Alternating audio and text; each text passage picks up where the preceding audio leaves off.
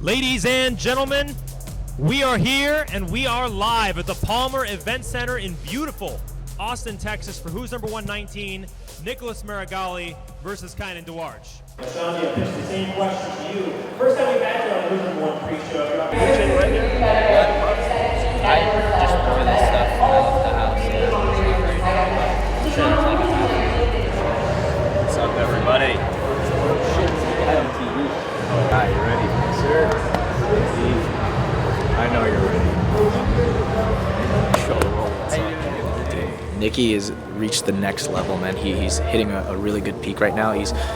He was a submission artist in the beginning, then he turned into more of a wrestler, positional player. But lately, man, the past 3 months, he's been super sharp with his submission. So you'll see a lot of submission hunting. I would bet the house that he's going to get us up tonight.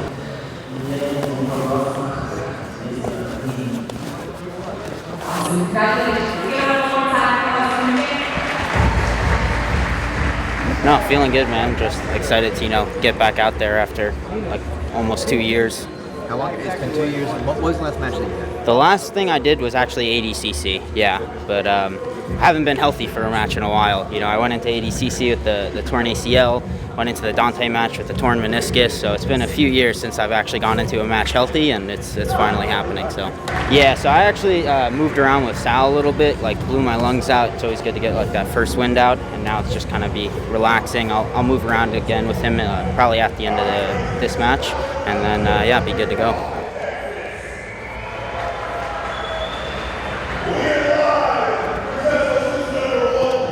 Oh yeah, obviously Double Cup lost in the first one. We're facing off against Helena in one of those, obviously like a prodigy. So, I mean, it's a tough match experience-wise for Healy to take on, but it's good experience. You want to feel it. That's what I'd do coming up. I'd take on anyone, even if it was a big mismatch, because you want to kind of get that feeling out of the way early, help yourself build for later in your career. JB was doing really good. Unfortunately, he exposed the heel and then got popped himself really quick. So I don't know what the error there. Maybe it was a bit tense, big show. People freeze up, and if you aren't relaxed in a leg lock, it's going to break much quicker. But we still have 3 matches to come. Nicky Ryan's return against Renee Souza. I feel really good about that match. Not looking past Renee, but it's kind of a match that Nicky should test out his body after injuries again, and really I feel like he controls that everywhere. And obviously Heisem against Felipe Pena. That is a huge opportunity for Heisem. And then lastly, Ethan against Dante Leon. For the title, 155, we'll know pretty early in that match how the sort of weight difference is going to take place, because I feel like Dante definitely has a strength advantage, because Dante's coming down, Ethan's moving up. Ethan won't get tired though, so I feel like if Dante had a tough weight cut, which I imagine he did, because he looks tiny right now, considering, I've competed against him in the past. So if it's not going Ethan's way early, that tide's certainly going to shift later in the match. Coming up next, the return of Nicky Ryan versus Renee Souza in a 170-pound welterweight battle. Will be right next with this matchup. Don't go anywhere, guys. Coming right back at you from Austin.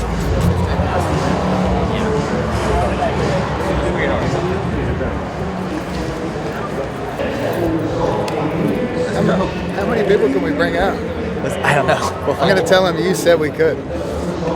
That worked for me, man. Out of the blue corner, training right here in Austin, Texas, representing B-Team, Nicky Ryan.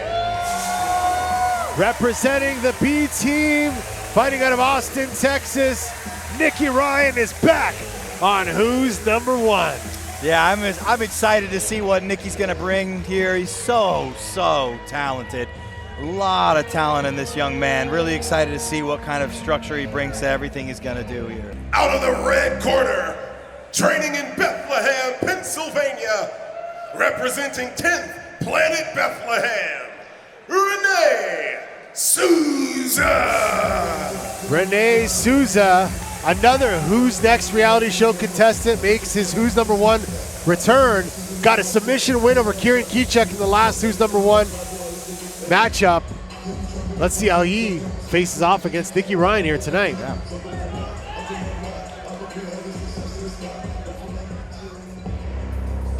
All right, let's take a look at this welterweight tail of the tape. Nicky Ryan, 22 years old, 5'7", weighed in at 169.6 pounds. Rene Souza, 31 years old, 6'2", weighed in at 170 pounds.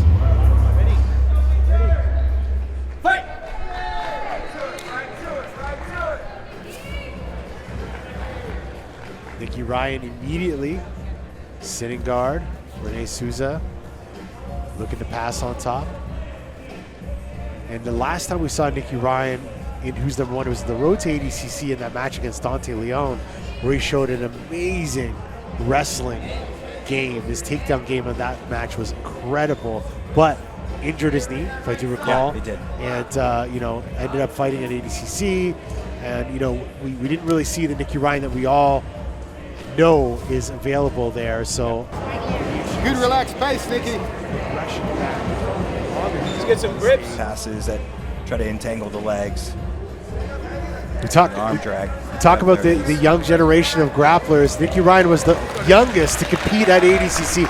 Beautiful arm drag, now gets to the top position of Rene Souza, attacking the leg right away is Nicky Ryan, and Rene almost gets the counterattack to the back. Steady pressure, Nicky, steady pressure. You got 13 minutes. Nicky is exceptional at passing.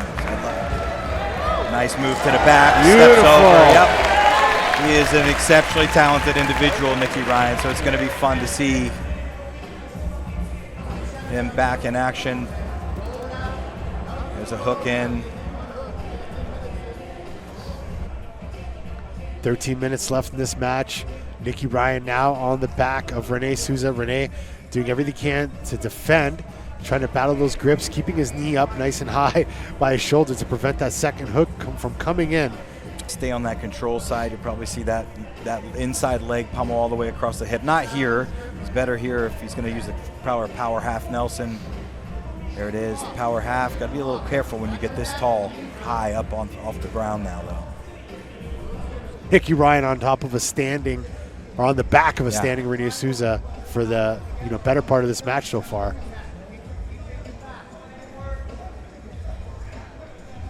Souza's starting to get broken down here. He's carrying a lot of weight up there. It gets tiring. It's a strangle attempt. You got to be careful losing your underhook if it's not really in. Now he breaks him down. Now watch this guillotine. You might see it coming. Judges favor. Blue. Okay, judges favor first, favoring Nicky Ryan. No coincidence, he's been dominating this whole time. See that? Is that the quarter Nelson there? Power half again. Power half. Yeah, yep. It really helps keep people grounded. Keeps that 4-point position at bay. Rene could bridge up and get his head on the mat here.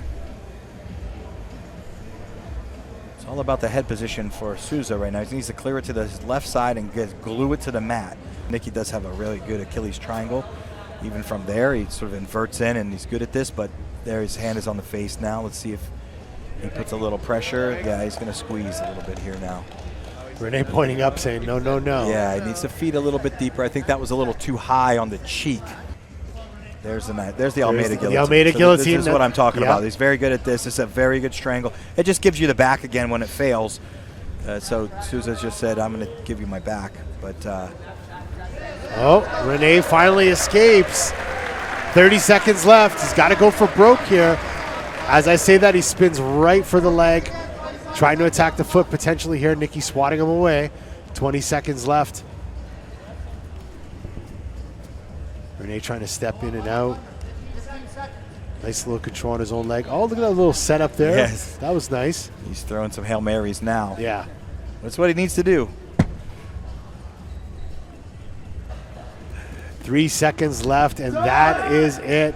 Rene grabs the foot in the final seconds. Dominant performance by Nicky Ryan. Rene Souza stayed in the match to the bitter end. But I think it's safe to say we know who won that match. Yeah, I wanted to pull, It's been a few years since everybody has seen me butt scoot and go for leg locks. So I decided, let's try and bring it back, get some subs. Was able to use it to get on top and then got a pass pretty quick. But yeah, overall, still got to work on reintegrating those subs and becoming dangerous again. Man, what was your thought coming in on Renee's strengths? What were you trying to stay away from? You know, now we're after the match. Yeah, I mean, the main thing was, you know, obviously buggy chokes. So if you noticed, any time that I got close to passing his guard, the first thing I would do is I would put my elbow inside his hip. In order for him to lock up the buggy, he's got to be able to take his hip off the mat to get his leg around the corner. So the whole thing to preemptively stop buggy chokes is to get an elbow inside, and they can't elevate the hip, and therefore can't lock up the buggy.